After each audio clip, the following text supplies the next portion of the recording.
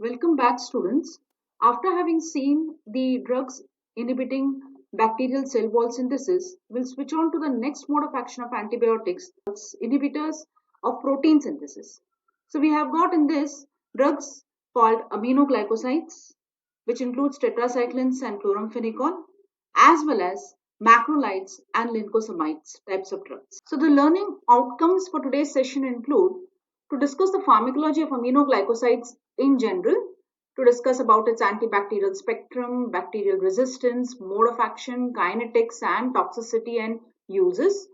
And second, more particularly to discuss the pharmacology of tetracyclines and chloramphenicol, which forms the other group of drugs which inhibit the protein synthesis. Macrolides and lincosamides will be covering up in the next session. Well, aminoglycosides are so named because they are composed of amino sugars which are connected to glycosidic linkages. Most of the aminoglycosides are prepared by natural fermentation from various species of streptomycin. But there are certain exceptions like gentamicin is fermented from Micromonospora purpurea, or amikacin, which is the first semi-synthetic aminoglycoside, is obtained by chemical modification of kanamycin. Now the other aminoglycosides coming under this group include streptomycin, kanamycin, neomycin, tobramycin, cesomycin, paramomycin, netilmycin, and phromycetin. Talking about the antibacterial spectrum, these drugs are bactericidal and are active against gram-positive and mainly gram-negative organisms. Streptomycin and kanamycin are also active against Mycobacterium tuberculosis, while amikacin, gentamicin, and tobramycin have activity against Streptococcus faecalis and Pseudomonas aeruginosa. The bacterial resistance, it's quite frequent and develops almost permanent resistance. The bacterial resistance is by infectious drug resistance type. So what is happening in this is the mutants appear and rapidly. The bacterial resistance develops when the extra chromosomal genes are transmitted by bacterial conjugation. Even this resistance is partly mediated by R factors, which is transmitted between the bacteria, and cross resistance is usually complete within this group. So coming to the mode of action of aminoglycosides, all aminoglycosides are bactericidal in its action and act by inhibiting the bacterial protein synthesis. Now we are aware of the process of formation of proteins. The protein synthesis, for it to occur, we have to have an mRNA, a ribosomal RNA, and a tRNA. The ribosomal RNA are of two parts, the 30S ribosomal unit and the 50S ribosomal unit in prokaryotic cells, bacterial cells.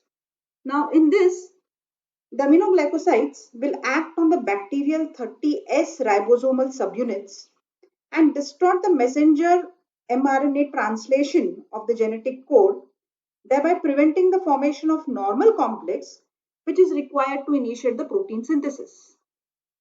We are aware about the steps involved in protein synthesis: an mRNA which translates the genetic code, a tRNA which goes and forms a complex with mRNA, and the 50S and the 30S which is involved in transfer of individual amino acids, and finally the new protein which is formed is taken care of. So here you have multiple steps wherein these drugs can interfere in the process of protein synthesis. Aminoglycosides, they interfere basically with the bacterial 30S ribosomal subunits. They will not involve the human ribosomes. Please take care of this. They will not involve the human ribosomes because human ribosomes, they are eukaryotic in nature and made up of 40S and 50S units. That is the difference.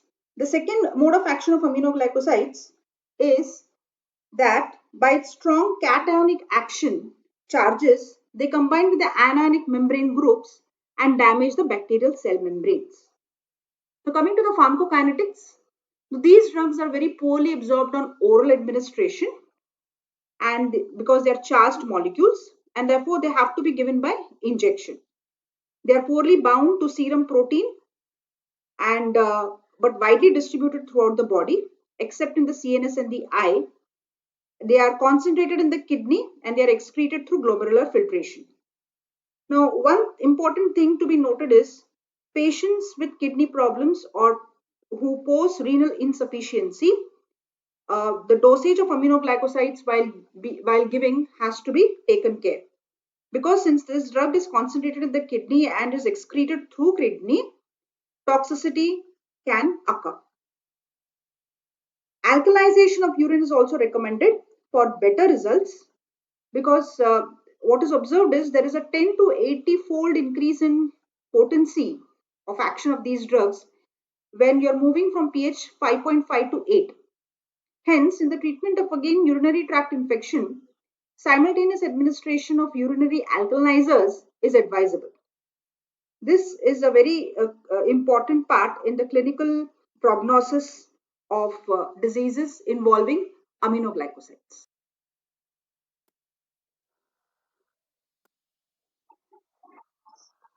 Talking about the toxicity of aminoglycosides, now the adverse reactions to aminoglycosides are mainly ototoxicity, nephrotoxicity, and neuromuscular blockade. All these toxic reactions are dose related and are more seen or observed in elderly patients with renal failure. So, ototoxicity, nephrotoxicity, and neuromuscular blockade forms the three main areas of toxicity pertaining to aminoglycosides. This is very important. Now, coming to the ototoxicity part, now when we talk about ototoxicity, we have to think about side effects or adverse effects pertaining to deafness or tinnitus or vertigo or dizziness like side effects. Now, these effects are related to the inner regions of the ear, that is the cochlear region and the vestibular region. So, you have drugs which are acting on both these regions. So, both auditory and vestibular divisions of eighth cranial nerve are involved. And the incidence of ototoxicity is 1%. Drugs like streptomycin, tobramycin, gentamicin, they affect the vestibular division and produce dizziness and vertigo, whereas neomycin, kanamycin, amikacin, they affect the auditory region, that is a cochlear division, and produce tinnitus and permanent deafness. Ototoxic effects are reversible and they are aggravated by simultaneous therapy with other ototoxic drugs like diuretics like furosemide. Now, talking about nephrotoxicity, nephrotoxicity is prevalent in 15% of the patients and they are usually mild and reversible. The incidence is increased by concurrent administration of other nephrotoxic drugs like cephalosporins or furosemide or ethacrenic acid like diuretics, which produce renal damage. And lesions, they occur in the proximal tubule. Therefore, there is a clinical picture of rise in urea and creatinine with the casts in the urine seen as a nephrotoxic toxic effect with aminoglycoside.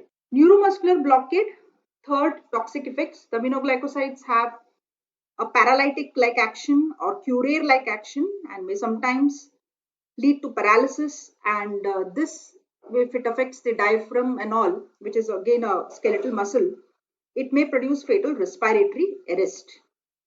So there is also conditions of apnea observed. Apnea is complete stoppage of breathing on rapid intravenous injection of these drugs.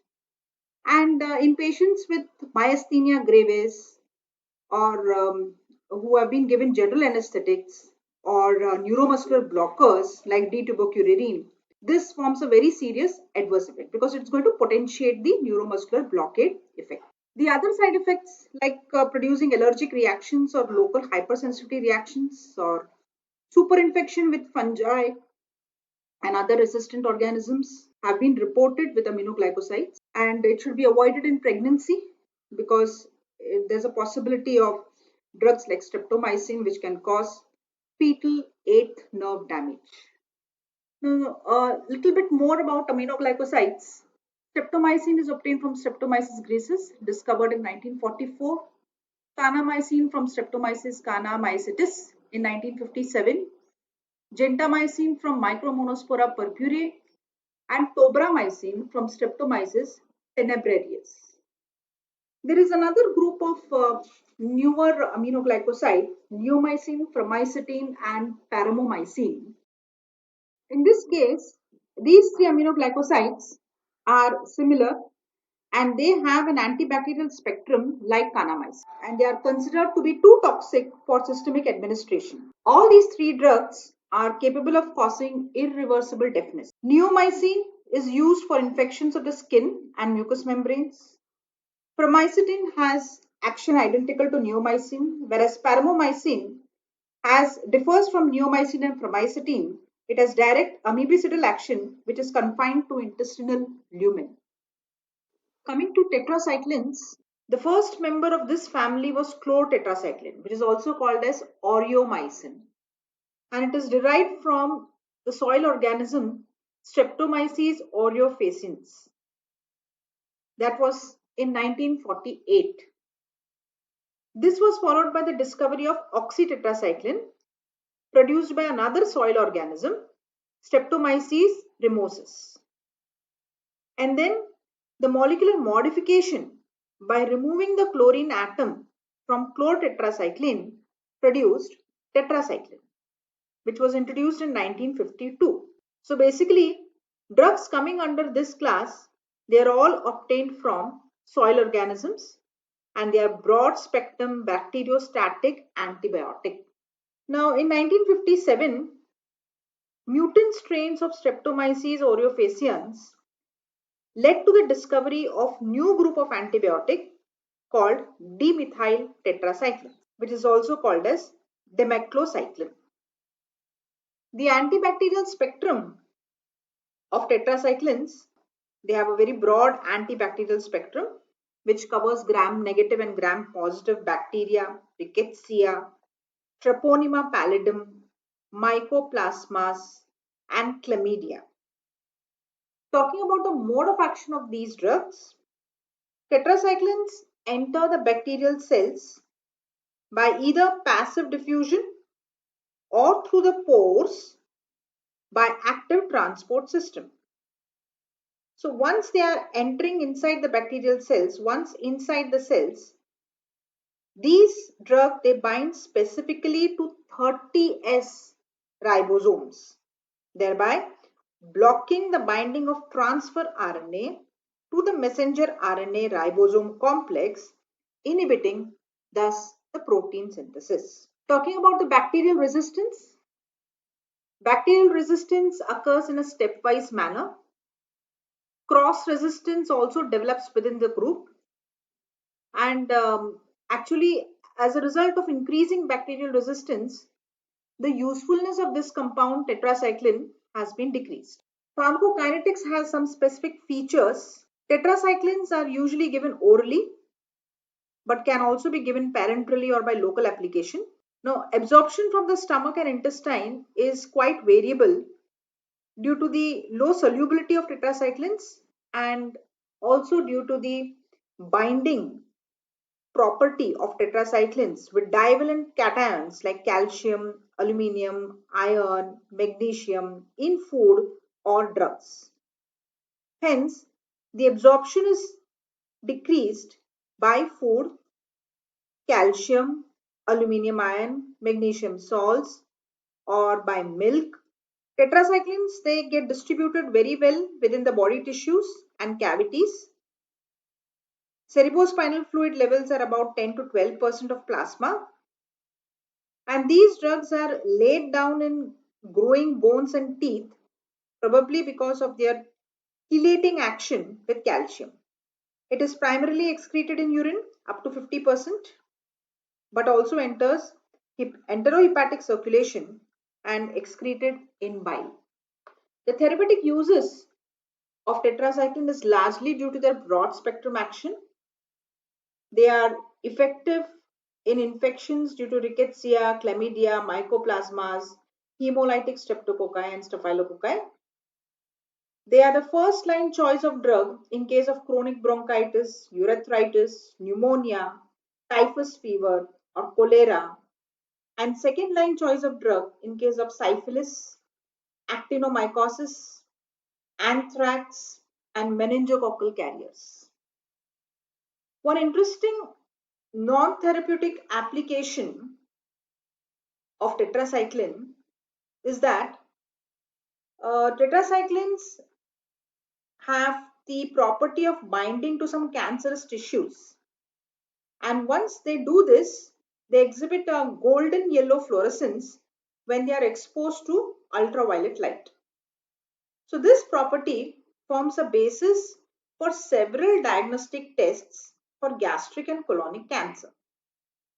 One cautionary note to be noted is when tetracyclines are used therapeutically for a long period of time, they depress the bacterial flora in the colon. And vitamin K is useful adjunct in this therapy. Even riboflavin or folic acid deficiency is also possible with prolonged tetracycline therapy. Therefore, multivitamin preparation is always desirable when tetracycline is administered in patients. Yeah, talking about the toxicity of tetracycline, Toxicity depends upon the dose and the length of the treatment. some characteristic toxic effects with tetracycline have been observed. The first is the gastrointestinal upset. Now, this drug produces anorexia, heartburn, nausea, vomiting, flatulence, and most often diarrhea occur in about 10% of the patients receiving 2 grams or more of tetracycline. Even chelosis means inflammatory cracks which appear at the corners of the mouth, chelosis or black hairy tongue, glossitis. These are all characteristic features with only tetracycline antibiotic. Tenesmus means sticky mucus. They occur in about 20 to 30% patients consuming tetracycline. Like other antibiotics, it also causes super infection. They rapidly depress the normal body flora, particularly that of the gastrointestinal tract. And subsequently, what happens is after a couple of days of therapy, few weeks of therapy, the fecal matter also becomes soft, odorless, which makes superinfection likely. The superinfecting organisms are penicillinase producing staphylococci, various strains of Proteus and Pseudomonas, and Candida albicans. Tetracycline also causes hypersensitivity reaction. Skin rashes of all types are observed. There is exfoliative dermatitis, systemic lupus erythematosus, anaphylactic shock can occur. Photosensitivity reactions are common with tetracyclines. They are more common with dimethylchlorotetracycline and doxycycline. Photosensitivity is normally reversible over a week after stoppage of the drug. There is also lightheadedness, garish eczema-like reactions, pancreatitis, and blood dyscrasis.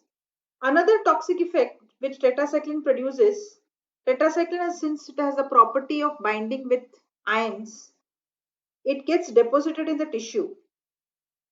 They get deposited in growing teeth and bones. And if treatment is very prolonged, even the nails get stained by stored tetracycline. Children may show brown staining of teeth if tetracyclines are administered before the appearance of the first teeth. And pigmentation of permanent teeth can also result if drugs are given between the ages between 1 to 8 years. So this damage is to both deciduous teeth and permanent teeth. Doxycycline binds to calcium less strongly and is said to produce the least effect on tissues and bones. Oxytetracycline has got a minimal effect on teeth and bones. Renal damage is also produced by tetracycline in patients even with normal renal function. Tetracyclines, they impair the urinary concentrating ability and induce nephrogenic diabetes insipidus. Now, there are two degradation products, namely anhydrotetracycline and epianhydrotetracycline, which accumulate in the outdated capsules of tetracycline. And this has a nephrotoxic action. So, this produces symptoms like albuminuria, glycosuria, aminoaciduria, Means all these components are appearing in the urine. And renal tubular acidosis is also noted. It also produces some metabolic effects. Tetracyclines in excessive doses can produce fatty degeneration of liver. Except for doxycycline and possibly minocycline, tetracyclines are thought to have anti-anabolic effect. That is, they produce negative nitrogen balance and increase blood urea nitrogen levels. Means nitrogen is not absorbed in the body and they appear in the blood urea. And tetracyclines also prolong blood coagulation. The next antibiotic, chlortetracycline, another inhibitor of protein synthesis, is isolated from Streptomyces venezuela. It's again a soil organism, and this happened in 1947.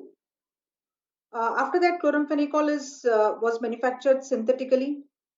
At present, chloramphenicol is a potent, potentially toxic, broad-spectrum antibiotic which should be reserved for the treatment of only life-threatening infections caused by Haemophilus influenza or Klebsiella pneumoniae. This is a point to be noted that this drug is not routinely used because of its potent side effect of depression of bone marrow.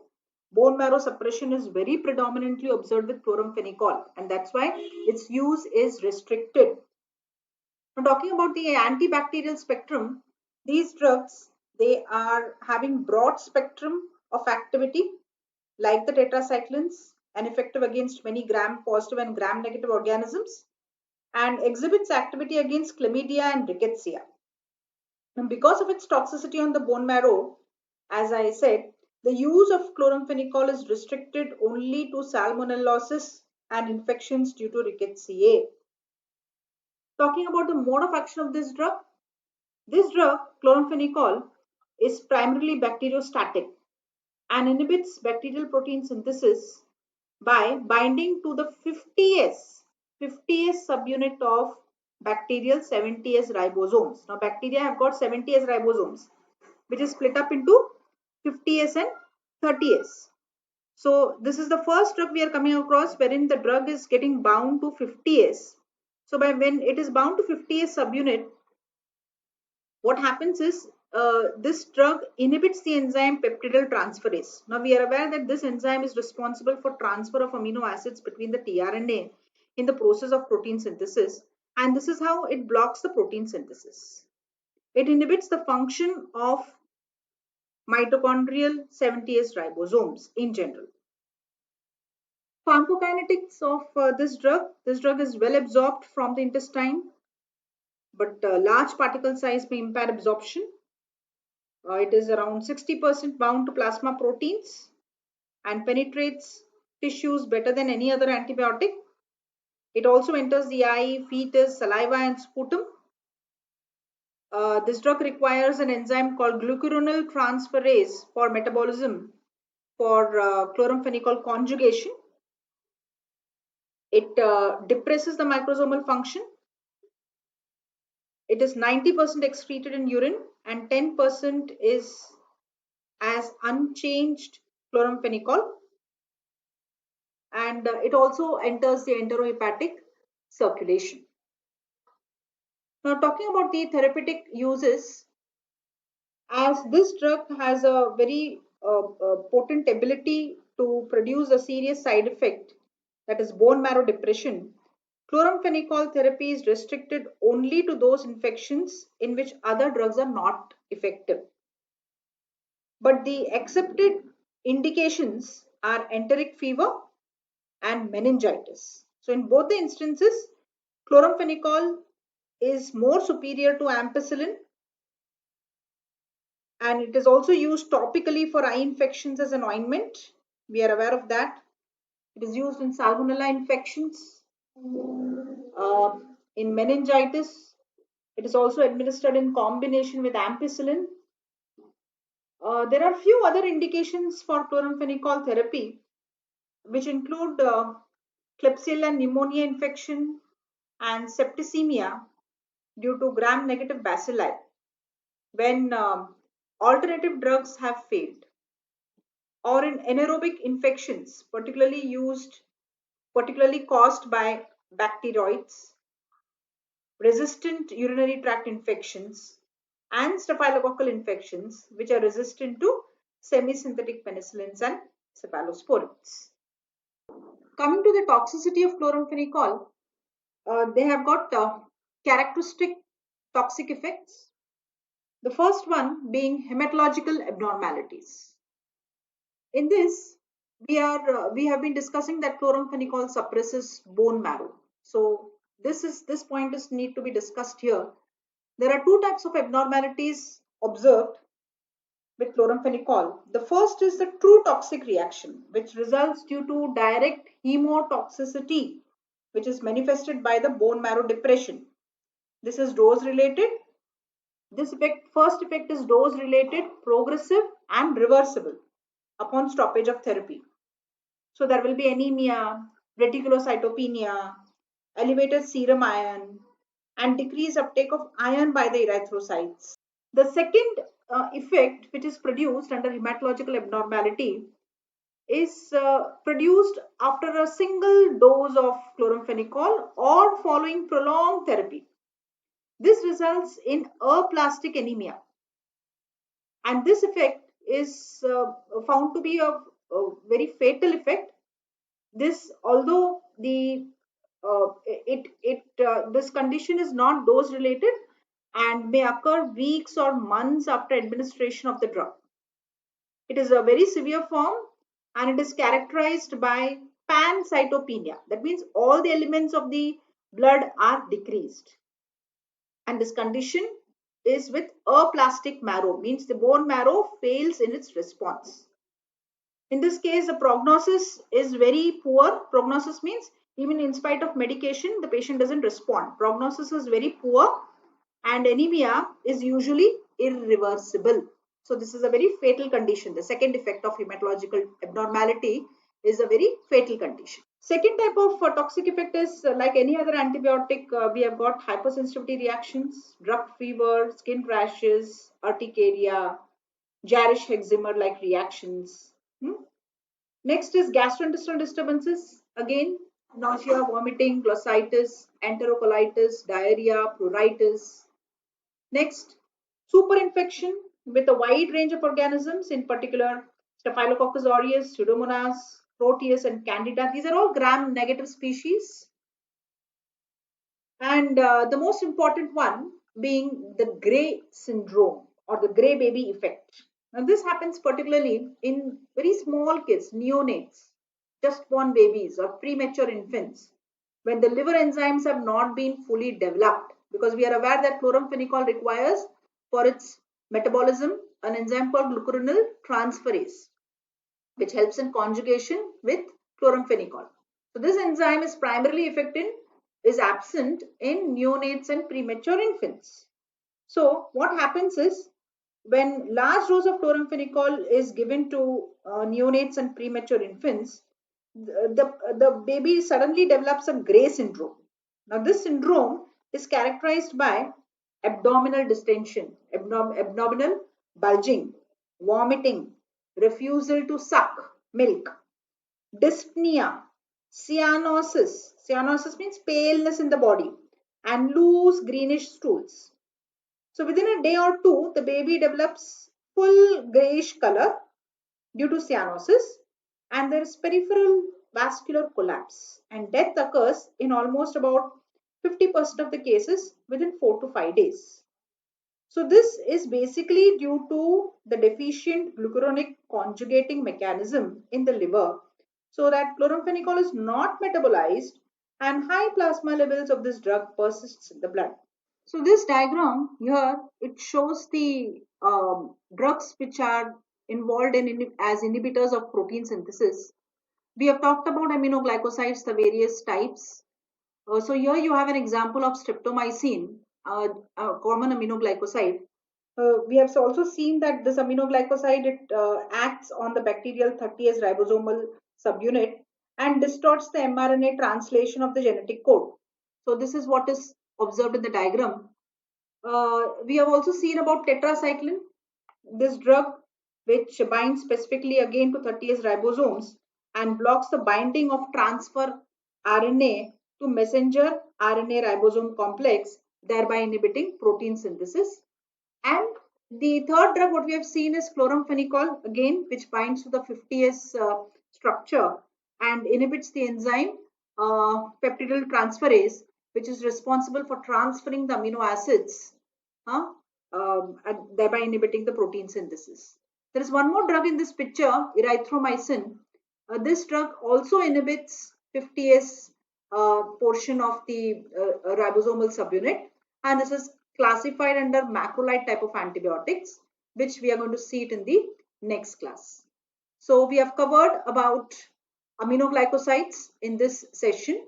We talked about the entire pharmacology about aminoglycosides. We talked about tetracyclines and chloramphenicol, which are the characteristic drugs and important drugs having known toxic side effects, toxic effects um, under this class. Okay, thank you.